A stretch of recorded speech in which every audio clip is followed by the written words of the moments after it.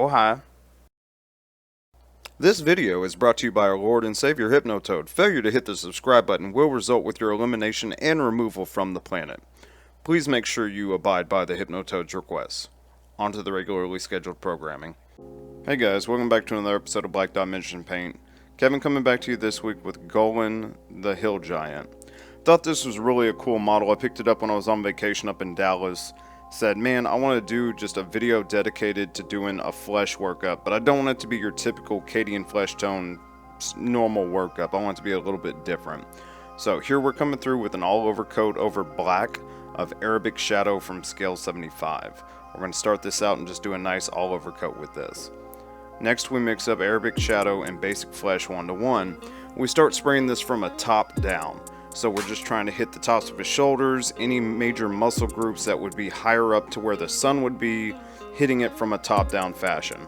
The biggest trick that I found while doing this color was to be just a little bit more selective on how much air pressure and how much paint I let out.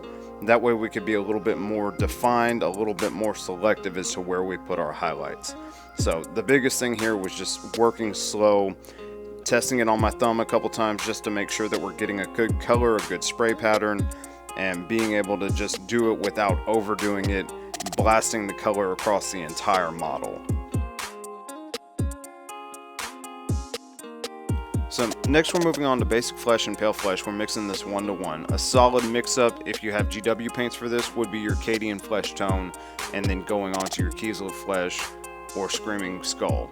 So what we're doing with this is we're using, again, good brush control, good pressure control, making sure that we focus on the areas where the light is going to be the brightest on that section of the skin. So we're hitting the tops of the major muscle groups, this bicep, tricep, forearm, we're hitting the knuckles, we're hitting any open exposed areas that would be caught top down from the sun, landing on his stomach, landing on his legs, landing on his calves. So working slow here was a huge thing. I had this sped up ×2 because I was trying to be very selective, very controlled. Several times while I was applying this color, I had to spray it on my hand just to make sure that we were getting the proper size of paint being deposited on the portion of the model. So working slow, working carefully was the biggest thing right here.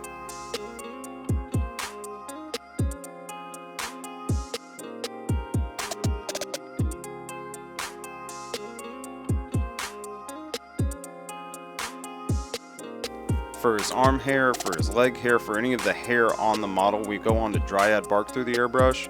Only thing here is just thinning it down to make sure it will go through our airbrush. But we're just, again, working slow, working in a controlled fashion. We're trying to fill up the major volumes where the hair is going to be. Because of the way it deposits on there whenever we shade it later, the way the paint actually does, we do have to modify and fix this a little bit, but I'll show you a neat trick here in a little while that will smooth that out and make it look great. So just make sure we hit those primary colors where the hair is, and then we can fix them up later on. We move on to Burnt Umber. This is the FW Ink version. We're just applying this from a down-up point of view. We're trying to get the undersides of all the muscle groups off his legs, underneath his arm. We also hit the bottom of his face, aiming at the chin and spraying it up his face to make sure that we get a good coverage there. So anywhere where a natural shadow would fall, this Burnt Umber Ink really does a good job of keeping the primary color that is underneath of it still intact, but giving it a nice natural looking shadow. To shade down the hair and the tree branch, we come through with Army Painter Strong Tone. This is not diluted whatsoever. This is just straight out of the paint pot. So we're going through and applying this. We're trying to be as careful with leaving too much of it behind. We don't want to leave a large area, a large volume of it behind on a hard edge, because when it dries, it'll sit there and leave just a very, very coffee staining blotch behind. Definitely don't want that. We want to make sure that we're going through, smoothing it out around the edges. There were a couple points where after it had dried, I realized we went a little bit too hard, left a little bit too much coffee staining behind. So the trick that I do show you later will fix that problem.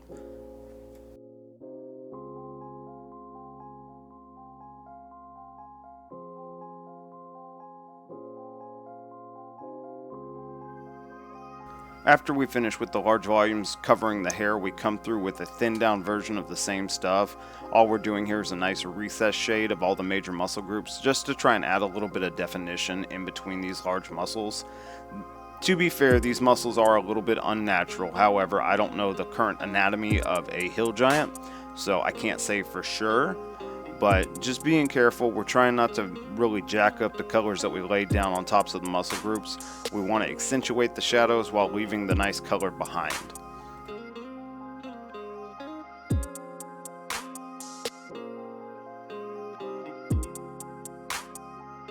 So the next color we're coming through with is Thrash Metal by Scale 75. Again, you do not have to use Thrash Metal, you don't have to use Scale 75. All these colors are just what I'm using so you're aware of what's being used. However, Lead Belcher, Iron Hand Steel, they're all just an equivalent silver is all you're going for. So we're going through, we're covering up his shoulder plate and then the two little metal bits that are on the front of his shoulder as well as the back of his shoulder. Just trying to make sure we get a nice all over coat.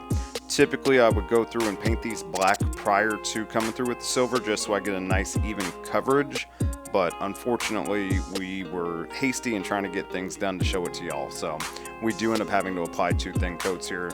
Not a big deal.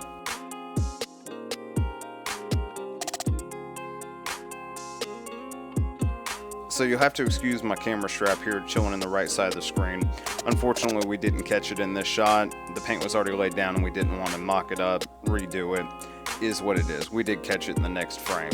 So we're coming through with GW's XV88. Again, this is a perfect leather starting color. This is my go-to for really any leather starting color base coat on anything. So we're going through, we're picking out the nice leather straps he's got around his wrist. He's got a couple leather parts chilling around his back, around his waist, just throughout the model.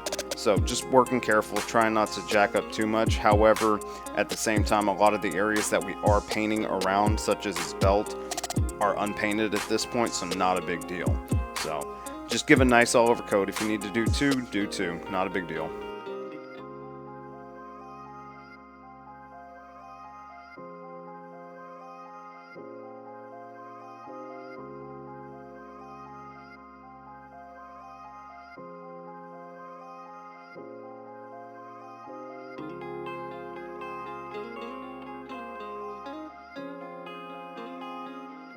So for his loincloth, we come through with Abaddon Black. We're doing a nice all-over coat. Unfortunately, the footage did not get recorded for the highlights. However, we just came through with the Skaven Blight Dinge. It's very easy sometimes when you are excited about a paint job going, man, this looks freaking phenomenal. I'm so happy about it. Sometimes you forget to hit that record button. It happens. So we start out with a nice all-over coat of Mournfang Brown for all of the pelts around the back side of the model. We're applying this in a very wet fashion. We want to make this as wet as possible. We do not want to give this the opportunity to dry yet, because what we're going to do is go through with our second color, the Abaddon Black. While the Mournfang Brown is still wet and the wet Abaddon Black is being applied, we're going to sit there and blend these two colors together. So we start out at our center focal point where the paint is started, where we want it to be the darkest with the Abaddon Black color whenever we come through with it. And we start brushing that towards the brighter sections. Because both paints are so wet, as we sit there and brush it out, it becomes more and more towards the Mournfang Brown color. So as you see, I apply a nice thick layer of Abaddon Black there, wetten up my brush a little bit more, and then we start working it back towards the Mournfang Brown color. So this takes a little bit of practice, a little bit of work behind it, but it really gives a good effect, especially on something like pelts. It's very good.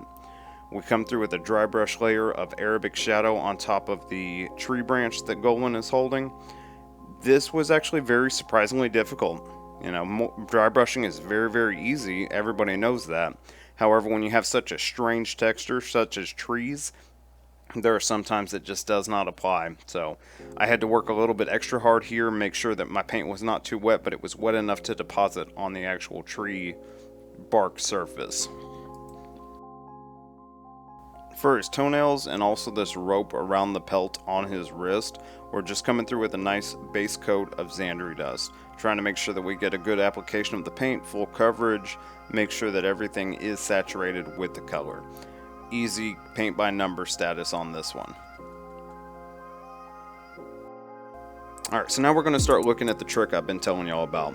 So we come through with Rhinox Hide, and what we're doing is trying to apply this in a highlight fashion, hitting the tops of where the hair texture, hair detail is the highest.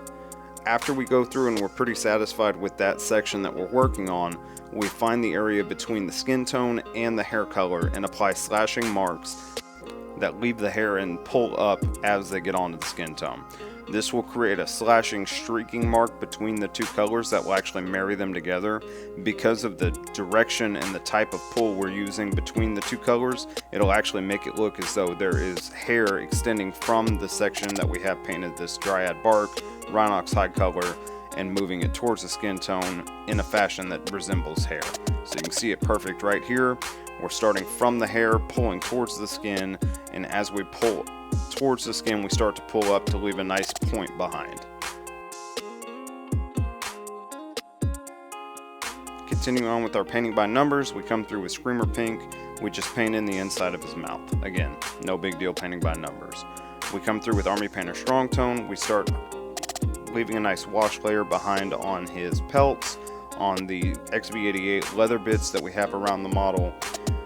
It leaves a very nice layer behind that we can work up from with a couple highlights.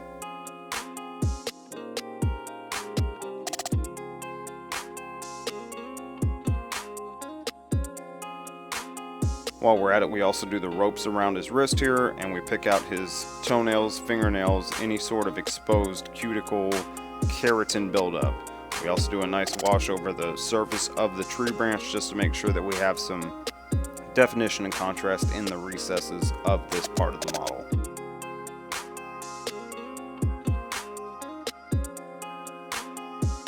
To shade down our metallic bits, we come through with Army Painter Dark Tone. Guys, if you haven't used any of the Army Painter washes, I highly recommend them. They are very good. They really minimize and limit the coffee staining left behind by traditional washes. So we're just applying a raw dog out of the pot all over coat on this sections of the model. So again, if you haven't picked this stuff up, pick it up. It's super cheap, available on Amazon, good to go. For his teeth and for his fingernails, we come through with Ushabti Bone. We're just brightening these up. Now these are completely up to you how you want to do them. There are some people who, oh, he's a troll, he doesn't know what a toothbrush is. I'm not a big fan of nasty teeth, so we made it a nice off-white color. To highlight up our leather bits around the model, we come through with Steel Legion Drab. We're just doing a nice edge highlight around all of the leather bits that we established earlier with the wash and the scale XV88. So just working with the side of your brush where it's applicable is the biggest thing with this. However, anywhere where the material wraps around the wrist, it bends, it curves, is definitely a safe spot to apply this highlight.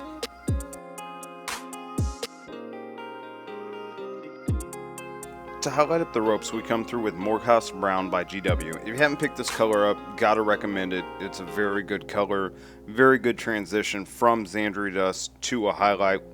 It does apply very thick, so just make sure you water it down. Where we're trying to target here is just the tops of all these rope nodules, just to give it a highlight. So we're trying to avoid the recesses where the shade is settled, just to make sure that there is some contrast between the deepest recesses and the highlights on top of the nodules.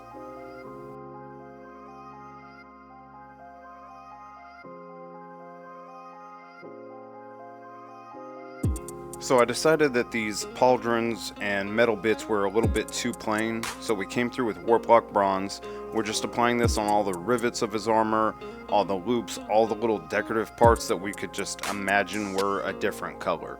So the nice thing about this color is it does apply for the most part in one pass. You don't have to spend too much time establishing this color onto the model. Like I said, we're just trying to target these rivets, trying to target the loops, trying to target anything that will cause it to be just a little bit more interesting.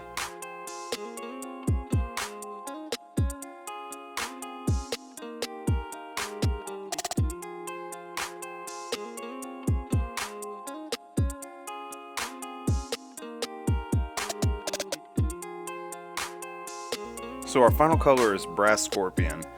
To be fair, I actually had to go through and look up what the workup was from Warplock Bronze. Unfortunately, I just don't jack with bronze too much to know what color to immediately go to. We're just trying to hit the high points on the previous established color just to make sure that it gets a little bit of a highlight to it.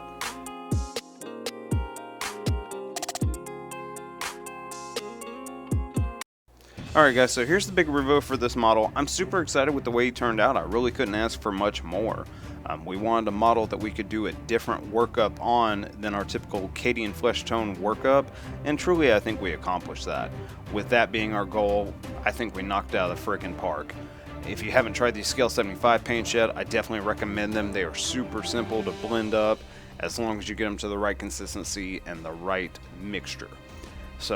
So if you found something you like here, please hit the like, comment, subscribe button. Share it to a friend. Maybe they can get some use out of this video. Different ideas for flesh tones, different ideas for painting additional models that they may have coming up on deck for them. So thank y'all from the bottom of my heart for checking this out. This one probably won't get many views, which is perfectly fine. I'm not doing it for the views. I'm not doing it for the clicks. I'm doing it to show y'all different methods of painting different things that you can take that, try that on your miniatures, your content at the house. So thank y'all for checking me out. We'll see y'all next time. Bye for now.